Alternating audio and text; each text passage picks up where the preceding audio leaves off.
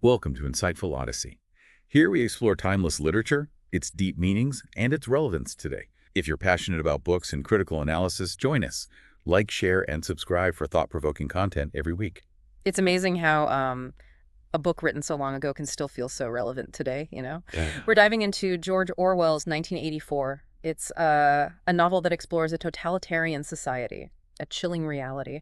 You've sent us some excerpts. I'm really curious to unpack those with you and see how they reflect the novel's core themes, especially in our modern world. Yeah, 1984 is definitely a powerful lens for examining our own times, Hmm. Orwell, writing in the shadow of World War II and, well, the rise of totalitarian Yeah. regimes, he really wanted to expose the dangers of unchecked power and how easily freedom can just slip away.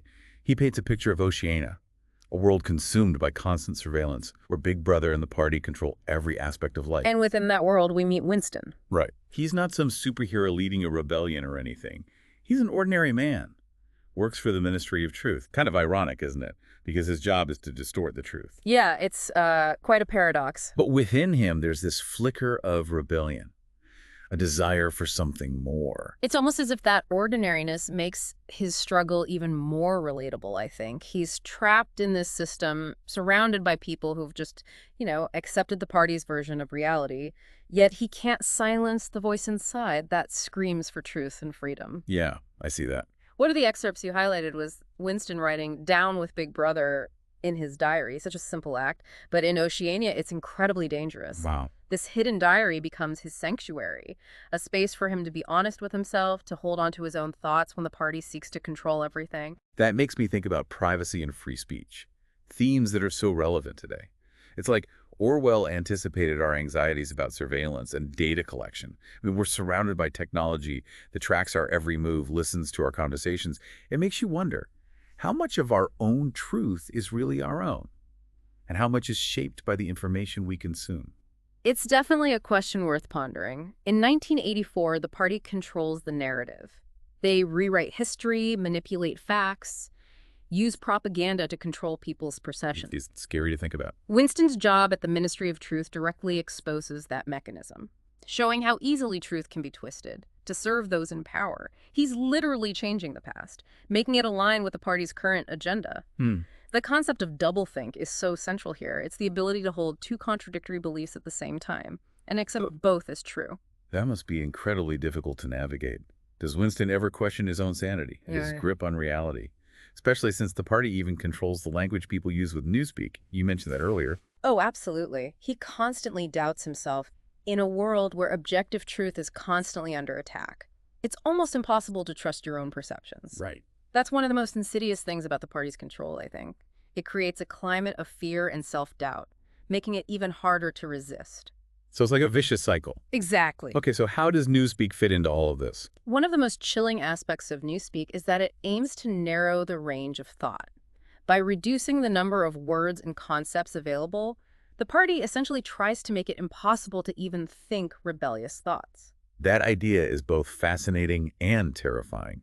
If language itself is controlled, how can anyone even articulate dissent? It makes you wonder about the power of language and how it shapes our understanding of the world. Exactly. And the party's slogan, "Ignorance is strength," underscores this point.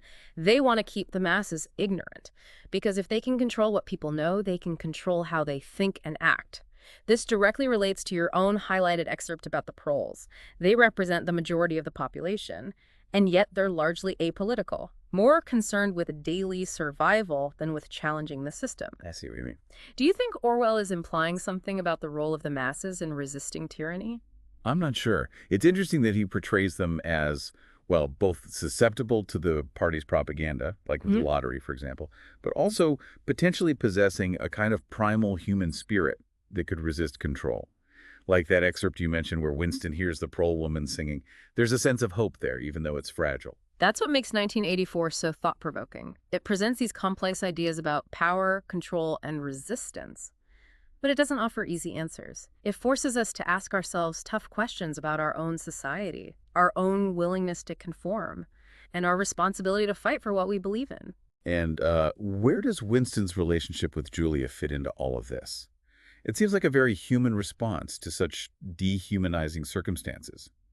Their love for each other represents this rebellion against the party's control, over even the most basic human emotions. It's almost like a little spark of defiance in this very controlled world. It definitely is. Remember the excerpt you chose where they meet in the countryside? The imagery of nature, the sunshine, the bluebells, it all contrasts sharply with the bleakness of Oceania. It suggests that there are still spaces, both physical and emotional, where the party's influence doesn't fully penetrate. It's like a reminder that human connection, beauty, and love can't be entirely extinguished. Even in the most oppressive environments, it definitely makes their story even more tragic. Tragic, yes. But also profoundly human. In a world that tries to strip away individuality, their love becomes an act of defiance, a way of reclaiming their humanity. It makes me think about those lines Winston writes in his diary about freedom. Being the freedom to say that 2 plus 2 make 4 seems so simple. But in Oceania, it represents the ability to think for yourself, to trust your own perceptions, to resist the party's attempts to manipulate reality. That's exactly right. It's about holding on to those basic truths, those fundamental principles that define our humanity, even when we're being pressured to deny them.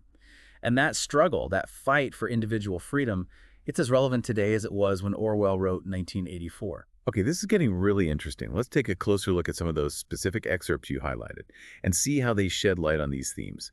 I'm particularly interested in the one about Winston's recurring dream. It seems so symbolic. Yes, that's a fascinating one. It speaks to the psychological impact of living under constant surveillance and control. And it foreshadows some of the events that unfold later in the novel. Let's dive into that. So, you mentioned Winston's recurring dream. He describes a place with no darkness, which, as it turns out, is the Ministry of Love, where he is ultimately tortured. It's almost like a premonition, a subconscious awareness of the danger that awaits him. Right. What struck you about that particular excerpt? Well, I found it interesting that even in his dreams, he can't escape the party's reach. It highlights how deeply ingrained their control is, how it just permeates every aspect of life, even the subconscious. I'm wondering, do you think Orwell is suggesting that true freedom requires not just outward rebellion, but also an inner liberation from fear and self-doubt? That's a really insightful observation. Yeah. It definitely speaks to the psychological dimension of oppression.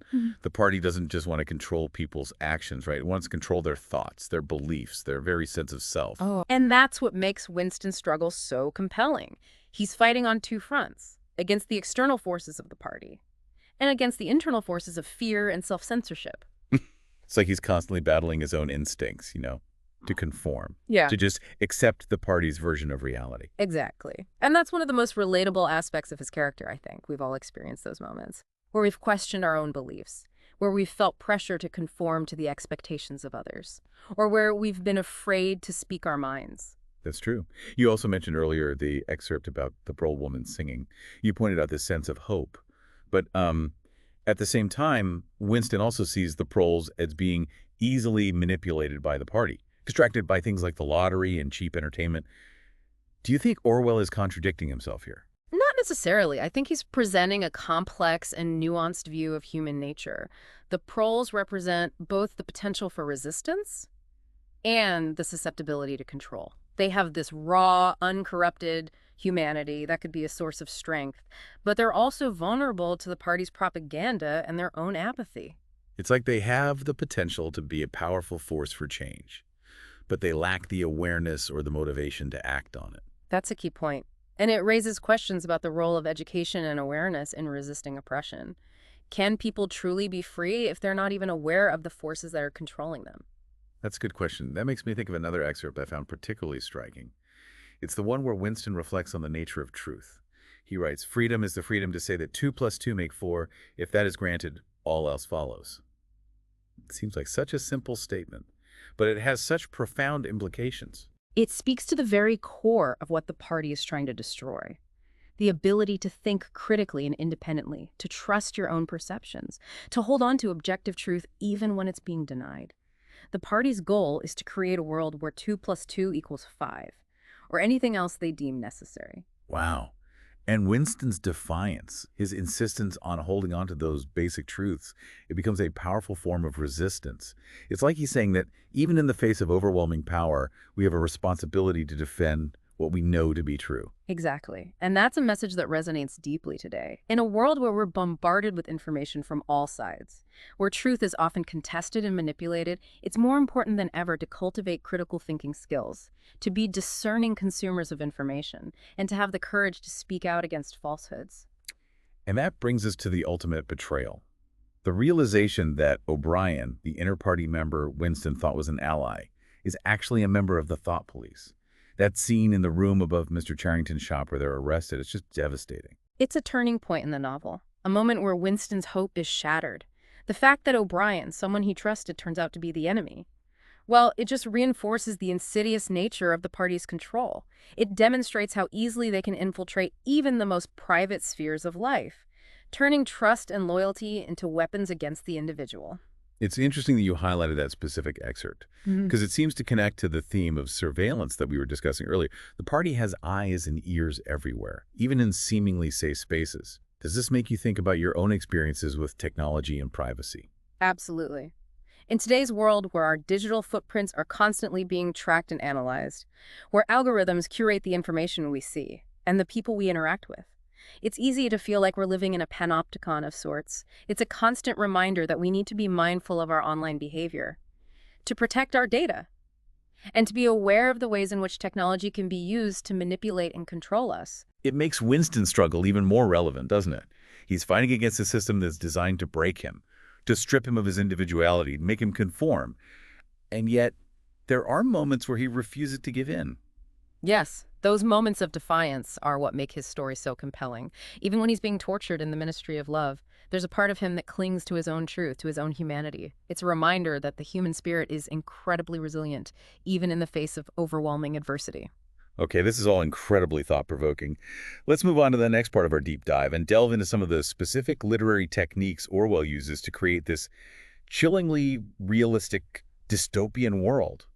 I'm particularly interested in his use of symbolism. It seems so deliberate and layered.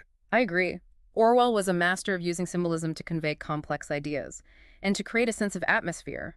His use of imagery, motifs, and even seemingly mundane objects is incredibly effective in building this world that feels both familiar and utterly alien.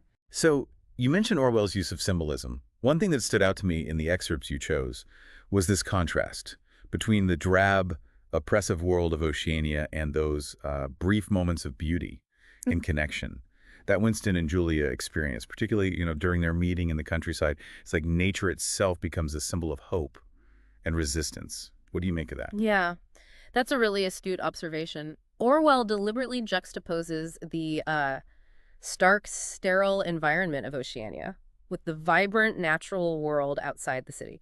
The countryside represents a space where the party's control is weaker, I think, where human emotions and desires can flourish more freely. It's almost like nature itself is rebelling against the party's attempts to control everything. Exactly. The imagery of sunshine, bluebells, birdsong, it all evokes a sense of freedom, and vitality. That stands in stark contrast to the gray, lifeless world of Oceania. Right. It's a reminder that there's something essential about human nature that can't be entirely suppressed, even in the most oppressive of circumstances. And their love for each other blossoms in that natural setting. It's like a testament to the power of human connection, even in a world that tries to deny it. You chose that excerpt about their countryside meeting for a reason. Yeah. Think about the symbolism there. Okay. It's not just about romantic love. It's about the human need for intimacy, for connection, for something that transcends the party's ideology. And tragically, their sanctuary is ultimately violated by the party. It reinforces the idea that there's no escape from their control, no space that's truly safe. Right. Even their secret room above Mr. Charrington's shop, which seems like a haven, turns out to be a trap set by the thought police. Oh, wow. It's a reminder that in Oceania, surveillance is everywhere and trust is a dangerous commodity. We talked earlier about the concept of doublethink.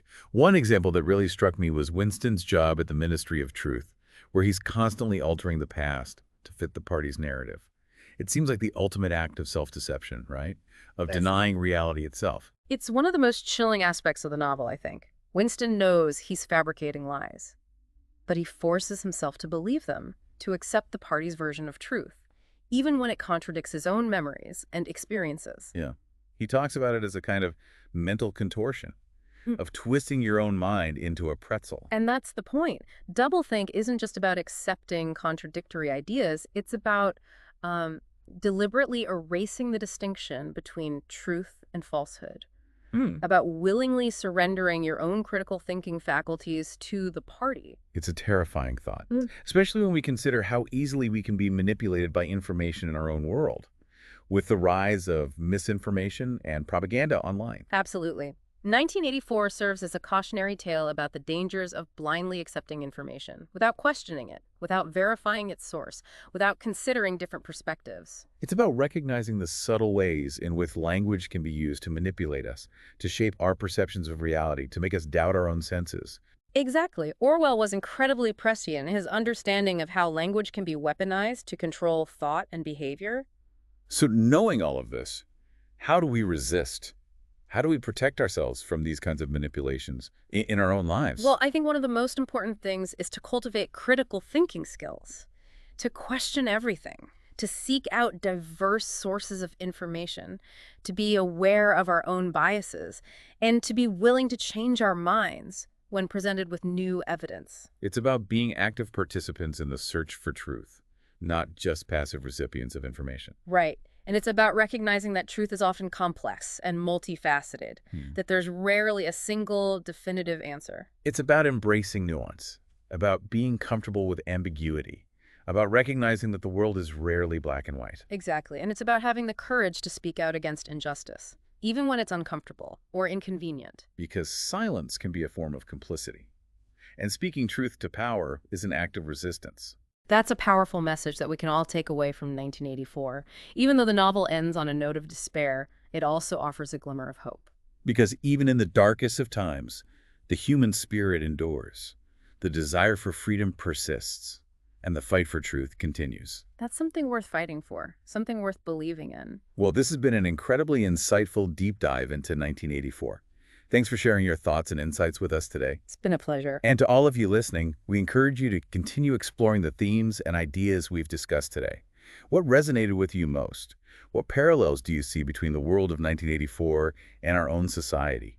What steps can we take, individually and collectively, to safeguard our freedoms and to ensure that the future doesn't resemble the dystopia that Orwell so vividly portrays? Thanks for joining us on this insightful odyssey. Until next time, keep those minds curious.